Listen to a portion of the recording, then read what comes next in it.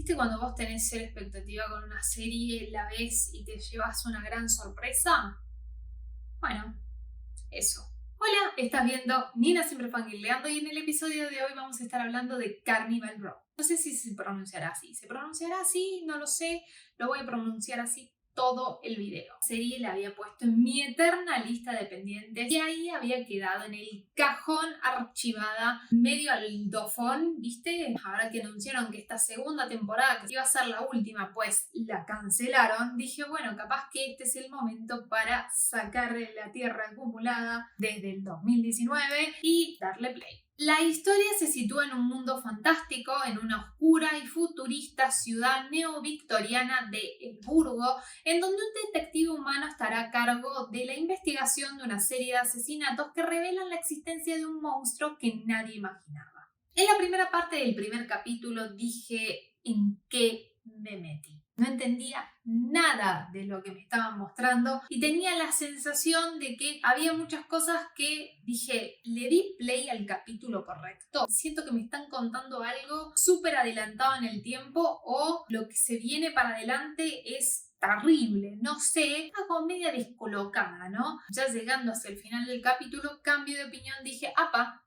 Mira qué interesante. Te doy play al segundo capítulo y ¡sorpresa! Vamos para atrás en el tiempo. Y desde ahí, más o menos, empezó cronológicamente a contarte los hechos, lo cual me pareció algo bastante interesante para cambiar un toque la idea de toda la serie son cronológicas. Vas construyendo el rompecabezas de acertijos y de cosas que van sucediendo y cómo los personajes llegaron a determinada situación. Me gustó muchísimo ese recurso de haberle dado esta vuelta de rosca a una trama que es poco original. Además de que es interesante, por más no original que sea, yo la vi en un fin de semana. Literal, no pude soltarla por controlate, Nina, controlate. No, tenía que darle play al siguiente capítulo. O sea, iba así, porque necesitaba poder armar el rompecabezas que me habían tirado en el capítulo número 1. Así como iba capítulo tras capítulo, súper enganchada en lo que estaba sucediendo y cómo cada uno de los personajes iban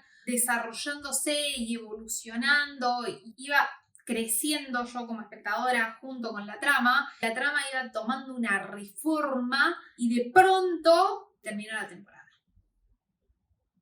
Muy en el fondo, sentí que iba a pasar eso. Pero yo decía, no.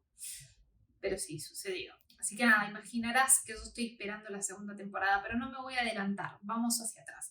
La estructura de la trama en sí no es original, pero lo que la rodea sí lo es. En este sentido, y por lejos, creo que lo más interesante que tiene esta historia son los personajes. Se puede hacer una correlación directa con la humanidad, no solo a nivel de clases sociales, sino y sobre todo con las diferentes culturas que tenemos los seres humanos. Lo que más me gustó es que no titubean a la hora de mostrar las miserias humanas de una forma muy cruda. No sé si nos lo mostrarán en la segunda temporada, pero sí algo que me faltó en esta primera es que no se profundiza tanto en las razas fantásticas o en las diferentes razas mágicas o de fantasía que nos muestran en este mundo. ¿De dónde vienen? ¿Cómo son? ¿Cuántas razas hay? ¿Cuáles son las diferencias entre las distintas razas? De todas esas cuestiones, la serie no te da una explicación, simplemente da por sentado que son esas las razas.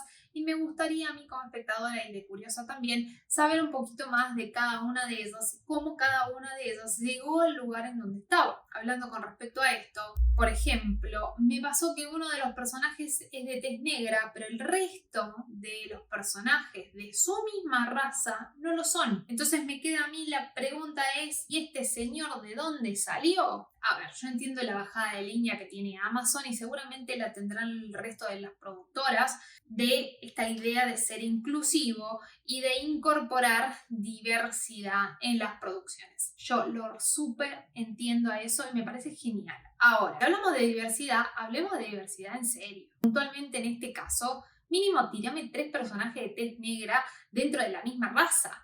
Porque si no, este chabón queda colgadísimo en la trama porque es el único que tiene tez negra en su raza. ¿A qué voy con todo esto? A que me creen grupos de personas con características similares, con una cierta lógica detrás, y ponémelas en el mundo a convivir. Vuelvo a decir, si hablamos de diversidad, hablemos de diversidad en serio y hagamos cosas coherentes en pos a la diversidad y no una grilla de decir, bueno, necesito tener 2 personajes de tez negra. Bueno, ¿cuál van a ser? Este y este. ¿Y cuál es la lógica? Cualquiera. Eso parece que es estado de características, de requisitos. Bueno, tirame una lógica detrás, no es al tuntum, porque si no queda rarísimo, queda todo como súper falso. Lejos de ser diverso y ser realmente inclusivo, generan todo lo contrario, genera que esto es una falsedad porque hay que llenar ese listado de tildes de esta bajada de línea de la inclusión, dale.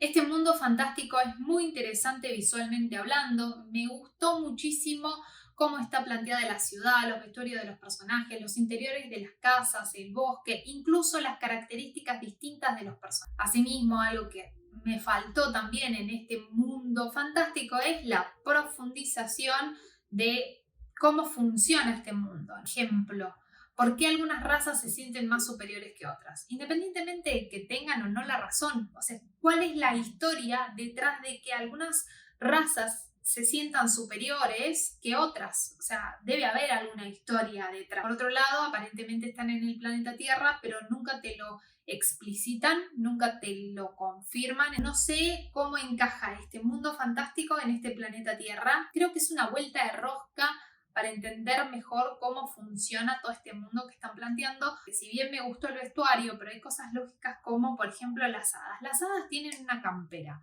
en donde las alas quedan fuera de la campera. Pero digo, ¿cómo hicieron a ponerse esa campera? Sí, evidentemente la chaqueta tiene que tener un hueco, pero ¿cómo es ese hueco? Para que pueda pasarle bien la alita. Primero le abrigue bien, porque tiene que ser un hueco lo suficientemente chico para que sea justo en donde nace el ala de la espalda de las personas y lo suficientemente grande como para que le entre cuando se la tenga que colocar. Son cosas así como súper al detalle, está bien, estoy súper hilando fino, pero son ideas que se me venían a la cabeza y digo, ¿cómo se puso eso? Dejo la puerta abierta porque quizás en esta segunda temporada, que se está pronta para estrenar, capaz que nos muestran un poquito más con respecto al mundo, con respecto a las razas, con respecto a estas explicaciones que en esta primera temporada no estuvieron. Nada, un poco lo que te decía al principio, ¿no? La serie no le tenía nada de fe. De hecho, la había puesto en mi lista de pendientes, y lo confieso, simple y llanamente porque estaba Orlando Bloom dentro del elenco y era el protagonista. Yo #fan de algunas producciones que ha encabezado él, dije, bueno, la coloco en esta lista de pendientes y la verdad es que a medida que iba desarrollándose la historia, me sorprendió muchísimo, me enganchó muchísimo. Y es más, debo decir que a pesar de no tener una trama original, sí creo que es una historia que se centra más en los personajes que en el desarrollo en sí de la trama, lo cual tampoco está mal, me parece que está bueno que se explote también ese lado humano dentro de los personajes. Termino el video diciéndote que necesito la segunda temporada porque necesito saber cómo es que termina esta historia. Ahora sí, quiero saber qué es lo que vos opinás de la serie, si ya la habías visto, si no, si estabas esperando la segunda temporada con ansias o simplemente no estaba siquiera esta serie en tu radar. Nada, te invito a que me lo dejes en comentarios, así seguimos la conversación por ahí. Si llegaste hasta acá, te invito a suscribirte, a poner me gusta, a compartir, porque todo eso me ayuda a seguir creciendo en la plataforma. Te dejo mi Instagram en donde seguimos hablando de series, pelis y libros. Dicho esto, nos vemos en un próximo video.